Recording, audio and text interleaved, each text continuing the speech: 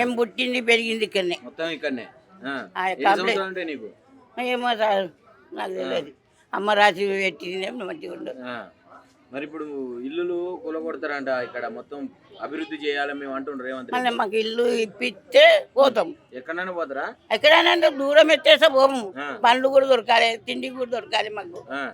నాకు ఎల్మి నగర్ కొత్తపేట ఇక్కడ ఉంటే పోతాం. ఇకపోయా అక్కడ బొందలేస్తే పోతామా? అక్కడ బెడ్రూమ్లు ఇస్తాడంట. డబలే పనులు చేసుకోవద్దా? పెన్షన్ వస్తుందా నీకు? 2000 కేసీఆర్ చేసినవి వస్తున్నాయి. కేసీఆర్ చేసినాయి. ఎందుకు ఈయన రేవంత్ చేయలే పెంచుతాడు మరి? పెంచినన్నాడు, పెంకడు అయితే ఇయ్యలే.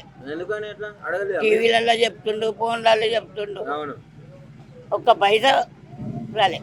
ఎప్పుడు తప్పించు లేదంటావు? ఏప్పుడు రాలే. ఆయన వచ్చినప్పటికేదో ఏం లేదు. ఎట్లా మంచిగా ఉందా రేవంత్ రెడ్డి వచ్చిన తర్వాత? ఈయన కేసీఆర్ చేసింది సార్.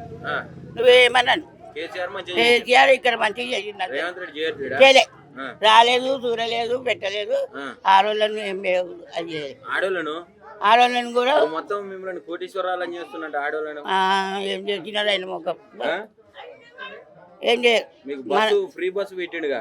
ఫ్రీ బస్సు పెడితే ఎంత నష్టం అవుతుంది గవర్నమెంట్కు. గవర్నమెంట్ నష్టం అయితే మీరు కోటీశ్వరాలు అవుతారు. ఆయన ఇచ్చిన మనం అవుతాం.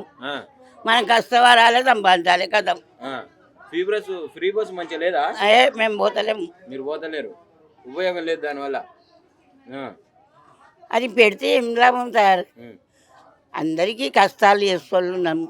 అలాగే పింఛన్లు వస్తలేవు, కష్టాలు వస్తలేవు. తిరుగుతున్నాం బస్సులో. మనకు ఆమె తిరుగుతారేమో, ఆమెకు ఇస్తుందేమో.